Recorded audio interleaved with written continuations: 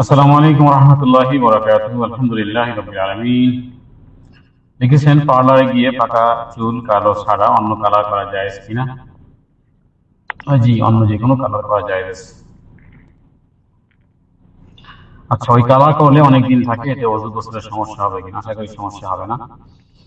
চুলটা কিঞ্চিত মোটা হয়ে যায় যেহেতু আলাদা কোনো মেডিসিন ব্যবহার করে, এই ব্যাপারে জানতে চেয়েছেন। জি, খিজাব আহ, ব্যবহার করা শুধুমাত্র কালো খিজাব ব্যতীত অন্য যেই কোনো যেমন রাসূলুল্লাহ সাল্লাল্লাহু আলাইহি সাল্লাম পিট বর্ণের খিজাব ব্যবহার করতেন, এক রকমের ঘাস দিয়ে, বর্তমানে যেটাকে আরবিতে হেনা বলা হয় বা বাংলাতে আমরা মেহেদি বলি। মেহেদিকে বিভিন্ন প্রসেসিং এর মাধ্যমে যেগুলোকে ইয়েলো করা হয়, কোথাও ডার্ক ব্ল্যাক করা হয়, তো হোক না মেহেদি, কিন্তু যেহেতু অন্য কোনো মেডিসিনের সাথে যুক্ত হয় এই কারণে ব্ল্যাকটা ব্যবহার করা যাবে না, বাকি ইয়েলো অথবা ব্রাউন, লাইট ব্রাউন ইত্যাদি এগুলো ব্যবহার করা যাবে অনায়াসে। আচ্ছা, বিষয় হলো যে পানি পৌঁছতে প্রতিবন্ধকতার সৃষ্টি হয় না। এগুলো এই জাতীয় খিজাব ব্যবহার করার কারণে, অর্থাৎ পানি পৌঁছতে পারে, পানি পৌঁছার ক্ষেত্রে প্রতিবন্ধকতা হয় না, এই জাতীয় খিজাব অবশ্যই ব্যবহার করা যাবে। চাই সেটি বিভিন্ন ম্যাটেরিয়াল যদিও তার সাথে অ্যাডেড হয়, তারপরও পানি পৌঁছতে পারে। এমন নয় যে এমন ম্যাটেরিয়াল যে শুধু উপর থেকে এই লেমিনেটিং করার মতন, তার মানে পানি পৌঁছবে না, বিষয়টি এমন হয় না। এখন যতগুলো মেডিসিন বর্তমান সময়ে আছে বা কালার কলবের, তো এই ক্ষেত্রে আশা করি পানি পৌঁছতে প্রতিবন্ধকতা হয় না, অতএব এই জাতীয় হোক না মেডিসিনের ব্যবহার, তবুও ব্যবহার করা যাবে। আচ্ছা, এরপর লিখেছেন যে স্বামী যদি চুল দাড়িতে কালো কলব দেন, এক্ষেত্রে স্বামী স্ত্রীর মধ্যে বয়সের অনেক পার্থক্য দেখা যায়, যেহেতু স্ত্রীর চুলও পাকা, সে নাজায়েজের ভয়ে কালো কালার করতে পারছে না। স্বামী চায় সে করুক, চুল কালো করলে অনেকটা বয়স কম হয় না। দিন এটা করা যাবে না, বয়স কম আর বেশি বিষয় না। রাসূলুল্লাহ সাল্লাল্লাহু আলাইহি ওয়াসাল্লাম নিষেধ করেছেন বা নিষেধ করেছেন নারী এবং পুরুষের জন্য। অতএব যদি চুল সাদা হয়ে যায়, তাই সেটা স্বামীর বা স্ত্রীর, এই ক্ষেত্রে তারা কালোকে অ্যাভয়েড করবে। এবং এমন নয় যে সাদা চুলে রেখে দেবে, সাদা চুলও রাখা উচিত নয়, বরং হিজাব ব্যবহার করাটা সুন্নাহ। সাদা চুল, চাই সেটা নারীর মাথায় হোক বা পুরুষের, চুল দাড়ি সাদা হয়ে গেলে এক রকমের দুর্বলতা মনে সৃষ্টি হয়। কোরআনুল কারীমে সূরা মারইয়ামের মধ্যে হযরত জাকারিয়া আলাইহিস সালামের কথা বর্ণিত হয়েছে এভাবে করে, দেওয়াশতাআলা রাসু শাইবান, তিনি উল্লেখ করেছেন যে আমার তো চুল দাড়ি সাদা হয়ে যাচ্ছে, ওয়াশতাআলা রাসু শাইবান মানে বৃদ্ধাপনতার লক্ষণ।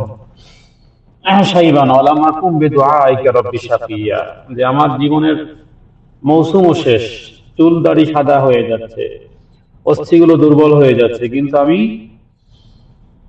তোমার কাছে কোনো কিছু চেয়ে বিফল মনোরথ হইনি।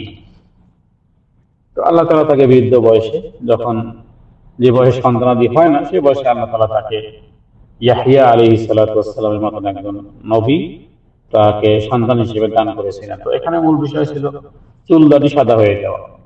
রাসূলুল্লাহ সাল্লাল্লাহু আলাইহি ওয়াসাল্লাম যখন মক্কা বিজয় হলো, তখন আবু কুহাফা, হযরতে আবু বকর সিদ্দিক রাদিয়াল্লাহু আনহুর বাবা, চুল দাড়ি সাদা ছিল। তার নবীজি বলতেছিলেন যে কত উত্তম হতো যদি সে খিজাব ব্যবহার করত।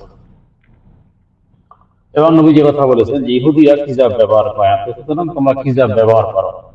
আমাদের তিরমিজিতে এ সঙ্গে বেশ কিছু হাদিস রয়েছে, আবু দাউদে। এখন খিজাব ব্যবহার করতে হবে, চাই সেটা নারী এবং পুরুষ। নারীদের জন্য তো খিজাব মেহেদি ব্যবহার করাটা আমরা আরেকটা ভিন্ন আলোচনাতে বলেছি, যেটা তাদের জন্য অত্যন্ত গুরুত্বপূর্ণ একটি বিষয়। তাদের হাত পায়ে তারা মেহেদি করবে, হাত পা সবসময় তাদের রঙিন থাকবে, মানে রঙিন বলতে মেহেদি রঙিন। কারণ হলো হযরত আয়েশা সিদ্দিকা রাদিয়াল্লাহু তাআলা আনহা একটি হাদিস, যেখানে কোন এক নারী কিছু একটা দিতে চেয়েছিল অনেকগুলো হাতের মধ্যে থেকে, তখন নবীজি বললেন যে আমি জানি না। নবীজি গ্রহণ করেনি। ওই যে বলেছেন আমি জানি না যে সেটা নারী না পুরুষের। নারীর হাত পা দেখলেই যেন বোঝা যায় যে এটা নারীর হাত পা।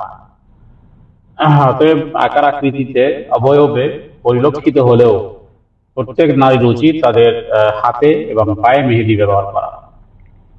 তার মানে তারা মেহেদি রঙে সজ্জিত থাকবে একেবারে এই বালেগ হওয়ার পর থেকে মৃত্যুর আগ মুহূর্ত পর্যন্ত। হাদিসের সারমর্ম এবং ব্যাখ্যা বিশ্লেষণে আমরা একটা ভিন্ন আলোচনাতে বিষয়গুলো উপস্থাপন করেছি দালিলিক ভাবে। অনেক নারী আছেন যেগুলো সাদা নখ বা কোনো কিছুই ব্যবহার তারা করেন, এটা উচিত নয়। নারী মানেই হলো নারীদের হাত পুরুষের হাত থেকে ভিন্ন রাখতে হবে, নারীর পা পুরুষের পা থেকে ভিন্ন রাখবে। তো পুরুষ তো আর হাতে পায়ে মেহেদি পরে না, তো নারীকে এটার বিপরীত সাদা বিপরীতটাকে ধারণ করতে হবে যেন পুরুষের সামঞ্জস্য না হয়। পুরুষের সামঞ্জস্য হওয়ার যে ব্যাখ্যা এবং বিশ্লেষণ সেটি সবচেয়ে ভয়াবহ হলো যে নারী হয়ে পুরুষের পোশাক পরিধান, পুরুষ হয়ে নারীর পোশাক অথবা অন্যান্য। কিন্তু এর ডিটেলসে ইন্ড অফ মোমেন্টে আমরা বলবো যে এটাও একটা যে পুরুষ তারা সুগন্ধি ব্যবহার করবে, তারা এই জাতীয় রঙিন হাত পা রাঙাবে না। আর নারীরা সুগন্ধি ব্যবহার করার ক্ষেত্রে হাদিসে নিষেধাজ্ঞা রয়েছে, তবে তারা সৌন্দর্য অবলম্বনে এবং যাতে করে বোঝা যায় এটা একটা নারীর হাত এবং নারীর পা, অতএব তারা মেহেদি বা হিজাব ব্যবহার করবে। আর কালো হিজাব থেকে অ্যাভয়েড করবে, কারণ রাসূলুল্লাহ সাল্লাল্লাহু আলাইহি ওয়াসাল্লাম নিষেধ করেছেন। আল্লাহু তাআলা আ'লাম, সাল্লাল্লাহু আলা সাইয়্যিদিনা মুহাম্মাদিন নবিয়্যিল উম্মি ওয়া আলিহি ওয়া সাল্লাম।